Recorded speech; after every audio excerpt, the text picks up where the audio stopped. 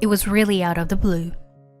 One day, my father-in-law, whom I respected so much, suddenly passed away. I really respected my father-in-law both at home and at work. I hope he will continue to be well. He's like the father to me. That's what I thought. But I never thought that I would have to say goodbye so soon. Simon. In the midst of my unceasing grief, I went to the funeral. But there was no seat for me. What? What does this mean? Aren't I supposed to sit with this family? My mother-in-law slowly approaches me. She grimaces and says, "Can a middle school graduate stay away from us? You should there by yourself." At that moment, my eyes widened. That's terrible. She'd go this far just because she doesn't like me. How much more do you have to harass me? But soon after that, things took a drastic turn when someone made a shocking statement. My name is May. I am 30 years old. I am an ordinary employee of a company. I started working for this company 2 years ago. It was the beginning of my marriage to my husband, Pete. We started dating 3 years ago and got married 2 years ago. Until then, I had been working for another company, but when we got married, I decided to move to a new place and quit my job. However, I would like to work until we have a child. As I was thinking this, my father-in-law, who is the president of the company, made me an offer like this. May, would you like to work for my company? What? In your company?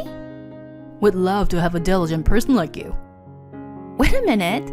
If I join your company, it'll just cause trouble. Pete tells me you are a good girl who works hard.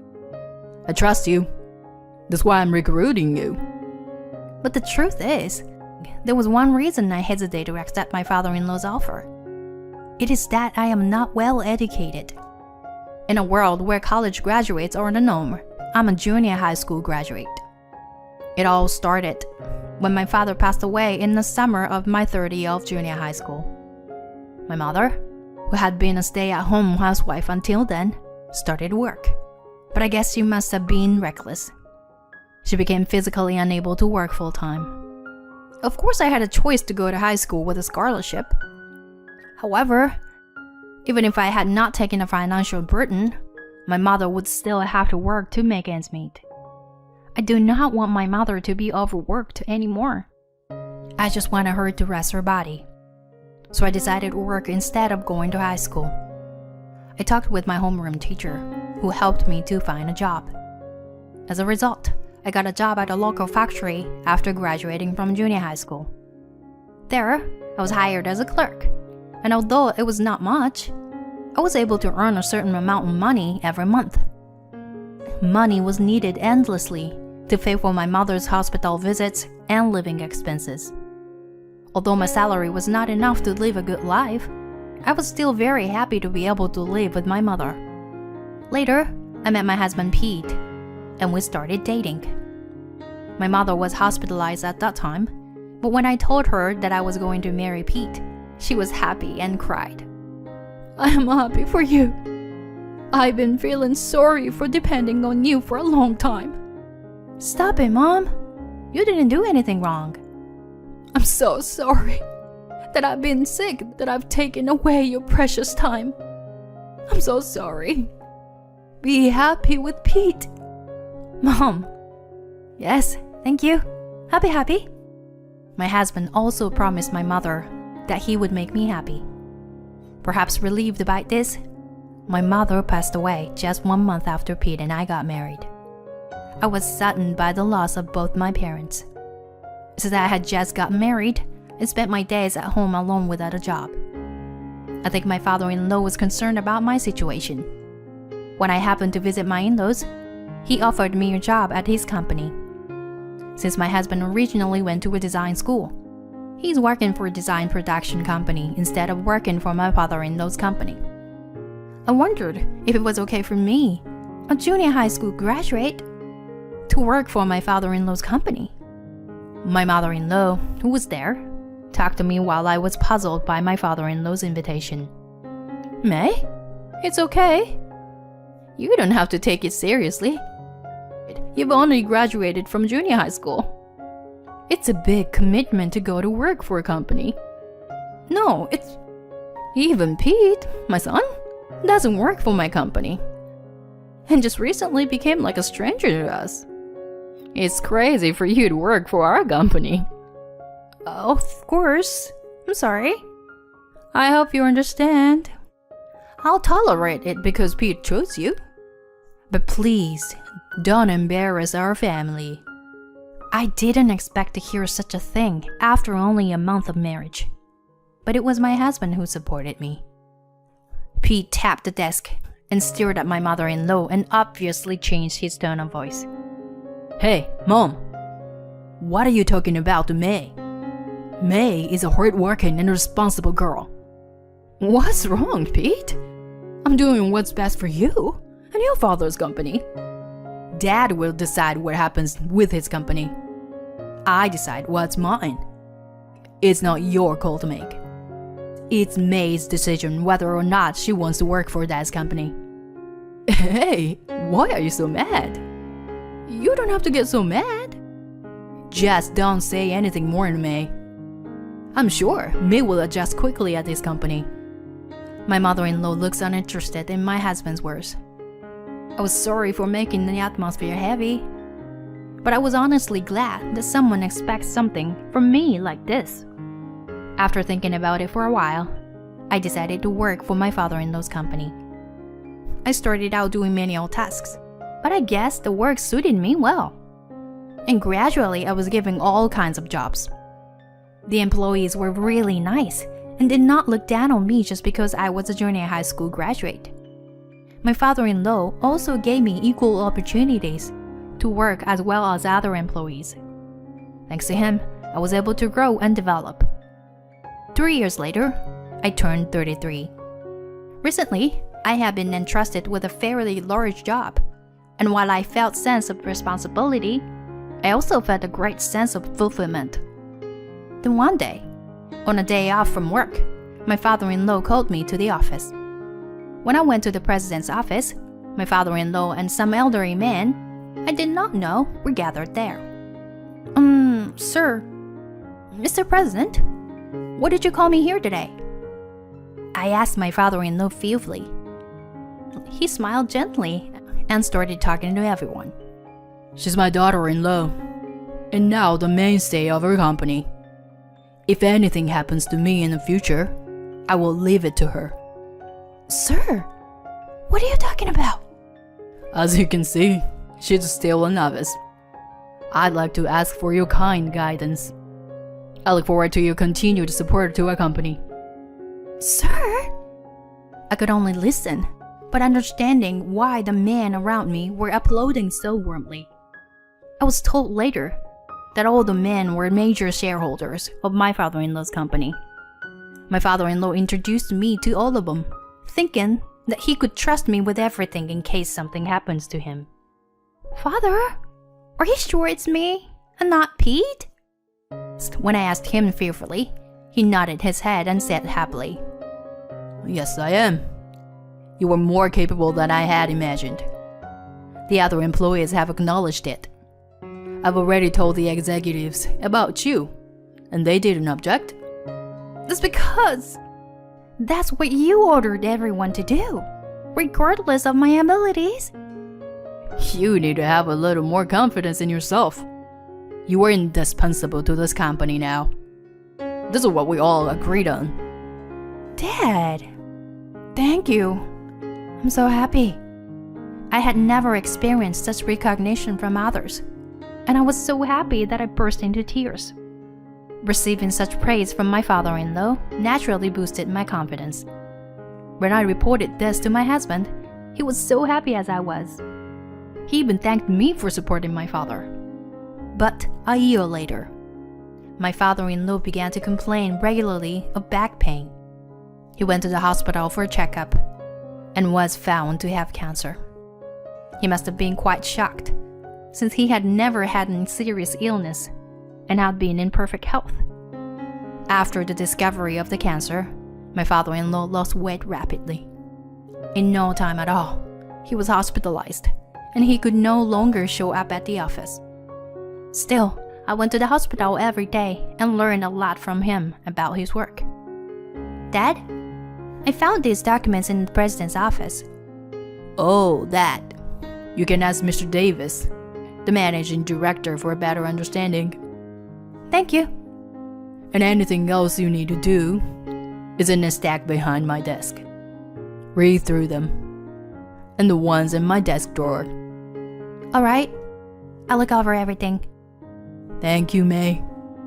The rest is yours. I've already told my shareholders about my illness, so don't worry. My father-in-law made a lot of preparations so that I would not be in trouble later.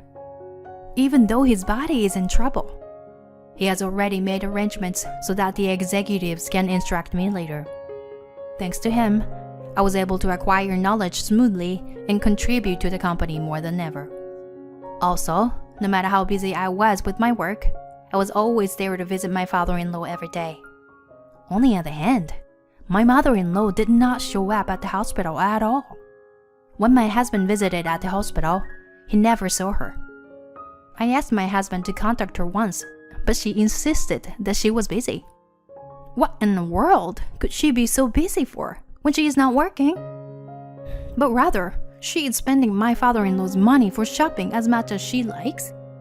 She has been able to make a living thanks to my father-in-law. And yet, she doesn't even go to visit him, even under such circumstances. As for me, I couldn't believe it. I was getting angry at my mother-in-law, but my position did not allow me to interfere. In the end, my mother-in-law visited my father-in-law only once. A month later, my father-in-law passed away, unexpectedly. I really respected my father-in-law, both at home and at work. If only he continued to be well. He was like a father to me. I had thought so, but I did not expect to say goodbye so soon. I decided to take the lead in the company's work, since the company was going to take care of all the funeral reservations. On the day of my father-in-law's funeral, Dad! I went to the funeral in a state of unceasing grief. But there was no seat for me. What? What does this mean? Aren't I supposed to sit with the family? People from my company are there too.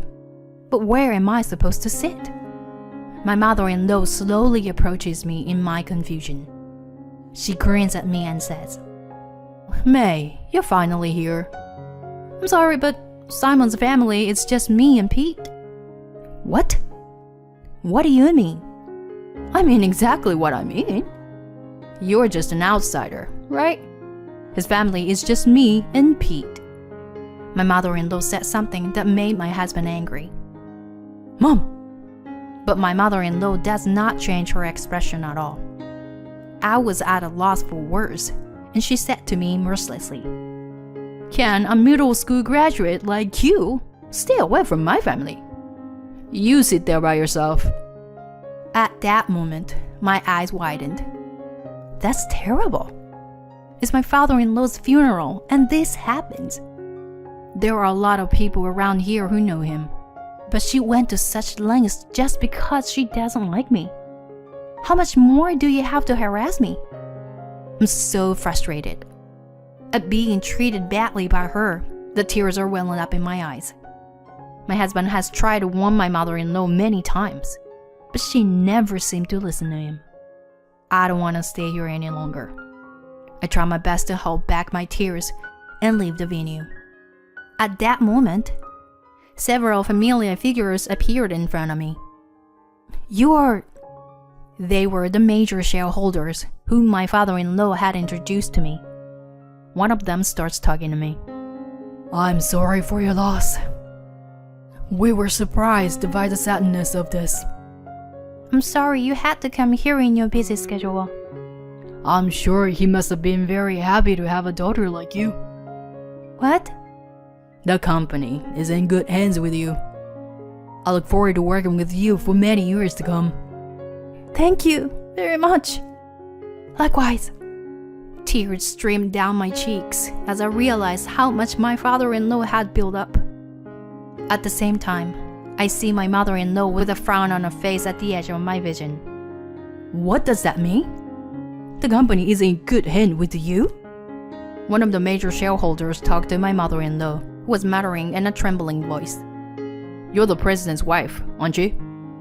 You didn't know that. May is the successor. What the hell are you talking about? How can my husband give the company to her? Of course the employees and we agreed to it. No way. You're kidding? Why would you do that for this little... My mother-in-law covers her mouth with her hands when she realized how she was talking. Seeing her like that, the shareholders seemed to have guessed something. They looked at my mother-in-law coldly and said in a casual tone, I understand now why the president entrusted May with the company. It's because you're like that. What do you mean? I've been supporting my husband. Supported him? The boss told me that it was May who came to visit him every day, not you. That means May was recognized by the boss himself as a member of his family and the company. Isn't that right? My mother-in-law chalked up at the shareholders' comments. She must have been humiliated because her face turned red and she finally left the venue. After that, my husband and I sat together and the funeral ended without a hitch. My mother-in-law did not come back to the venue, probably because of the awkwardness. I found out after the funeral that my mother-in-law had been going to a lot of nightclubs. She withdrew money from my father-in-law's account without his permission.